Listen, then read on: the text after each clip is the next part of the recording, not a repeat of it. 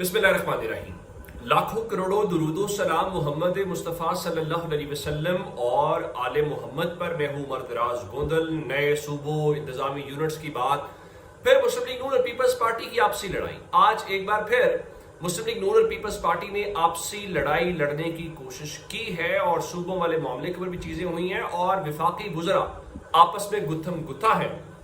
लेकिन मामला कुछ एक और भी नया खट्टा खुलने वाला है।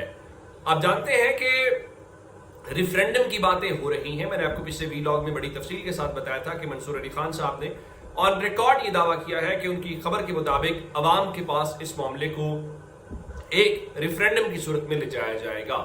अब हुआ ये कि आज हमने ये देखा कि इस्लामाबाद या बाकी छोड़ के लाहौर से एक प्रेस कॉन्फ्रेंस हुई, उसमें फैसल अयूब खोखर साहब थे और एक जो राना सिकंदर हयात साहब हैं जो वजीर तालीम है वो थे, और पंजाब के जो स्पोर्ट्स के मिनिस्टर फैसल अयूब खोखर साहब थे वो देखें कह रहे थे कि सियासत अब मरीम नवाज के गिर्द घूमती है, टॉक शोज हो, इधर उधर मरीम नवाज की बातें होती हैं। और उसके बाद पीपल्स पार्टी की तरफ से जवाब दिया गया और सईद गनी साहब जो है उन्होंने एक प्रेस कॉन्फ्रेंस की और सईद गनी साहब ने मुस्लिम लीग नून को जवाब दिया और उन्होंने कहा कि देखिए बच्चा बच्चा जानता है कि मुस्लिम लीग नून इलेक्शन बुरी तरह हार गई है। नवाज शरीफ, शहबाज शरीफ, मरीम नवाज अपनी निशिस्तों पर हारे हैं। सिंध में जो इलेक्शन हुए हैं उनमें कितनी सीटों पर फॉर्म 47 से जीतने का इल्जाम लगाया? क्या बिलावल भुट्टो, मुराद अली शाह, फरियाल तालपुर की सीटों पर इल्जाम है? हम लोगों के वोट लेकर मुंतखब हुए हैं, खैरात की सीटों पर नहीं बैठे। ये आप बात कर रहे हैं।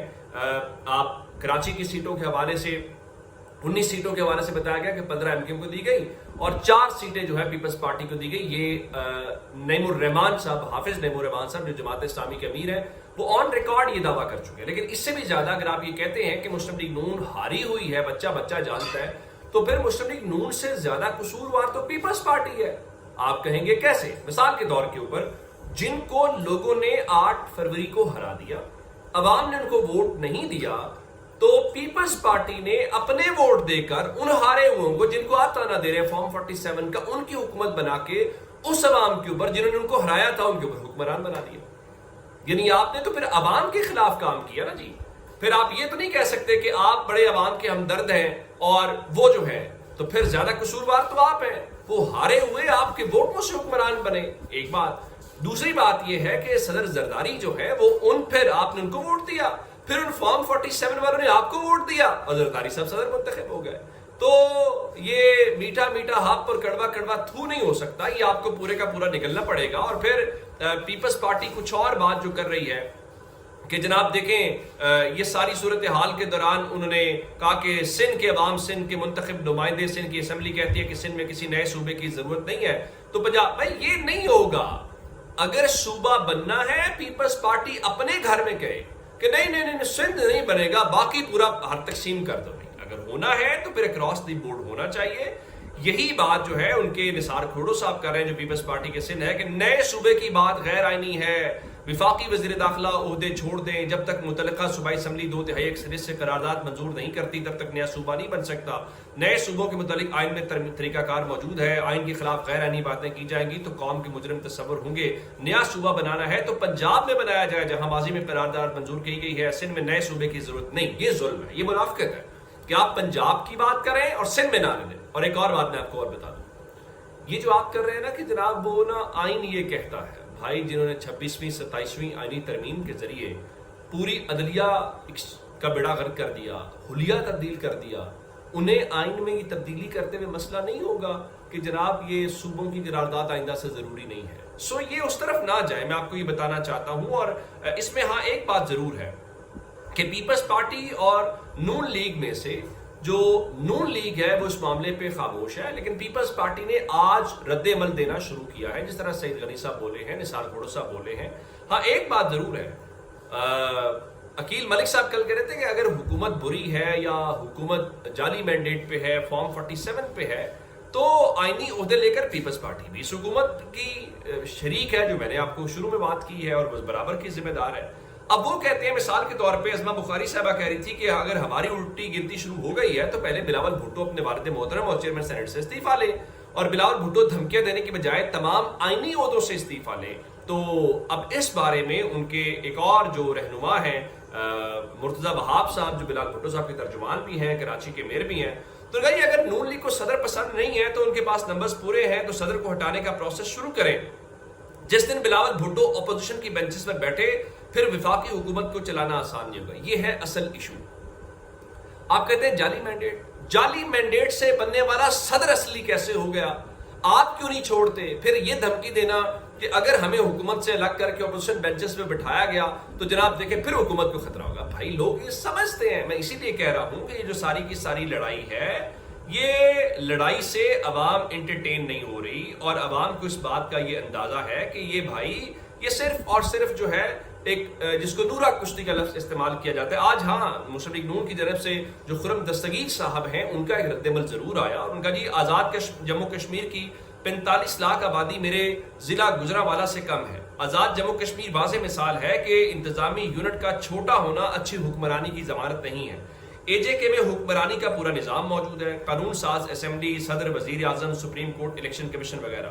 حکمرانی کا بحران انتظامی یونٹ کے حجم میں نہیں ہے, بحران پاکستانی ریاست کی نو آبادیاتی فطرت میں ہے جو رعایا پر حکومت کرنے کے لیے بنائی گئی ہے, شہریوں کی خدمت کے لیے نہیں. پائیدار اور بااختیار مقامی حکومتوں کی عدم موجودگی بحران ہے.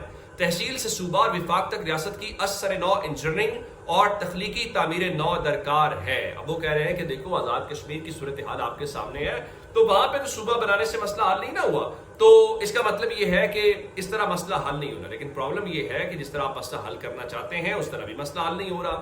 اب آپ لوگ آپس میں لڑ رہے ہیں, جس طرح پیپلز پارٹی کے ساتھ ہیں. پیپلز پارٹی کے صدر صاحب جو ہیں وہ ججز کی سمریاں روک کر بیٹھے ہوئے ہیں. پھر ہم نے یہ دیکھا کہ جو خواجہ آصف صاحب ہیں انہوں نے استعفیٰ مانگا عبدالعلیم خان صاحب سے. عبدالعلیم خان کی جماعت کے شعیب صدیقی صاحب جو ہیں انہوں نے یاد دلایا کہ آپ الیکشن ہارے ہوئے ہیں, آپ نے ہانہ ڈار سے الیکشن ہار گئے, جائیں سیال کوٹ کے لوگوں سے معافی مانگیں. اب سے تھوڑی دیر پہلے جو ہے وہ جناب خواجہ آصف دوبارہ آئے اور ان کا جی سیاست اور ریئل اسٹیٹ سے وابستہ لوگوں نے پرتگال میں کاروبار بنائے ہیں. پاکستان سے منی لانڈرنگ کی سروس اس کاروبار کے ذریعے مہیا کی جا رہی ہے اور شہریت کی سہولت کے لیے کاغذات بھی مہیا کیے جاتے ہیں. اب مسئلہ یہ ہے جب آپ کی لڑائی لڑتے ہیں پھر آپ کو یاد آتا ہے یہ ریئل اسٹیٹ کے کاروبار, یہ پرتگال, یہ ماضی میں بھی علیم خان صاحب کے حوالے سے الزامات لگتے رہے ہیں اور یہ غالباً اشارہ انہی کی طرف ہے. تو آپ لوگ, اگر میرا سوال یہ ہے کہ اگر وہ منی لانڈرنگ میں ملوث ہیں یا یہ سب کچھ ملوث ہے, تو پھر بنیادی سوال یہ ہے کہ اس منی لانڈرر کو مبینہ طور پہ جس پہ آپ الزام لگا رہے ہیں آپ نفتی کابینہ میں شامل کیوں کیا ہوا ہے؟ نکالیں اس کو, نکالیں محسن نقوی کو, نکالیں باقی لوگوں کو. یہ پاکستان کے لوگوں کو بیوقوف بنانے والی جو باتیں ہیں وہ بند کریں. میرا نہیں خیال کہ لوگ اس چیز کو بائے کر رہے ہوں گے یا اس سے کوئی بات آئے گی. اب آتے ہیں صدر والے.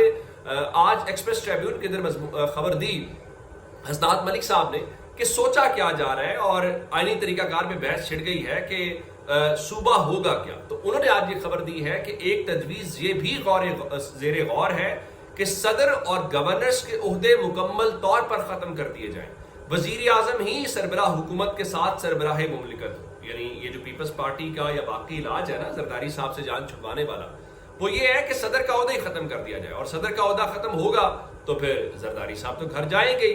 تو یہ بھی ایک معاملہ جو, اور چونکہ خواجہ آصف صاحب نے تنقید بھی کی تھی, ابھی ساری باتیں ہوئیں, تو میرا خیال ہے کہ معاملہ اپنے اس اینڈ پر پہنچتا ہوا ہمیں دکھائی دے رہا. اب یہ جو نیا کٹا کھلنے والی بات ہے وہ مولانا فضل الرحمان صاحب کا بیان ہے. مولانا فضل الرحمان صاحب نے رات کو ایک پیغام جاری کیا اور اس پیغام کے اندر جہاں بہت ساری باتیں کی, انہوں نے ایک بڑی تفصیل کے ساتھ کہا ہے کہ حکومت نے کشمیر میں تشدد کا راستہ اختیار کیا, نہتے عوام پر گولیاں چلائیں, اور میری معلومات کے مطابق, یہ مولانا فضل الرحمان صاحب کہہ رہے ہیں کہ جی میری معلومات کے مطابق شہداء کی تعداد 80 تک پہنچ چکی ہے. حکمرانوں کے دل پتھر بن چکے ہیں. کسی بھی طریقے سے وہ اپنے عوام اور اپنے کشمیریوں جن کے سینوں میں ایک پاکستانی کا دل دھڑکتا ہے ان کے لیے کوئی رحم دکھاتے نظر نہیں آتے. اس کے باوجود کشمیر ایکشن کمیٹی سے معذرت کے لہجے میں اپیل کرنا چاہتا ہوں کہ وہ مسئلے کے حل کے لیے مزید مہلت دیں, کسی بڑے اقدام سے گریز کریں اور ایک موقع اور دیں. ہمیں اس بات پر تشویش ہے کہ بڑے خطرے کی گھنٹی ہے کہ اب یہ تحریک پورے کشمیر میں پھیل گئی ہے. اب اس ساری صورتحال کی سنگینی کا حکومت کو احساس کرنا چاہیے, ہماری ریاستی اداروں کو اس کا احساس کرنا چاہیے. میں ان سے درخواست کرتا ہوں کہ وہ ہماری اس اپیل پر سنجیدگی سے غور کریں اور مسئلے کے حل کے لیے آگے بڑھیں. میں کشمیریوں کے صبر, تحمل, برداشت اور مجھ پر ان کے اعتماد پر ان کا بہت شکر گزار ہوں. دیکھیے کل F10 اسلام آباد کے اندر ہم نے یہ دیکھا کہ وہاں پر مظاہرہ ہوا جس کو الجزیرہ نے رپورٹ کیا. لاہور میں مظاہرہ تھا, وہاں پہ پولیس نے لوگوں کو گرفتار کیا, اس کے بعد غالباً چھوڑ دیا گیا. اسی طرح سے آج جو سینیٹر مشتاق ہیں اور اسی طرح سے کچھ اور جو ہمارے جرنلسٹ ہیں ان کے حوالے سے خبر آئی کہ ان کو گرفتار کیا گیا ہے. تو کشمیر والے معاملے کے اوپر اگر مولانا فضل الرحمان کہہ رہے ہیں کہ 80 لوگ ہیں تو اس کی نہ صرف تحقیقات ہونی چاہیے بلکہ گورنمنٹ کو کلیئرٹی کے ساتھ بتانا چاہیے. یہ کوئی دشمن کا پروپیگنڈا نہیں ہے, یہ گھر کا مسئلہ ہے, اس میں گھر کو حل کریں, ورنہ یہ معاملہ پاکستان کے لیے اچھی خبر نہیں ہے, امپریشن اچھا نہیں ہے. اپنے گھر کے معاملات اپنے گھر میں ہی حل ہونے چاہیے. یہ اب تک کی اپڈیٹس ہیں. اگر آپ نے اب تک چینل سبسکرائب نہیں کیا کر لیجیے. اپنا بہت سارا خیال رکھیے گا. خدا حافظ.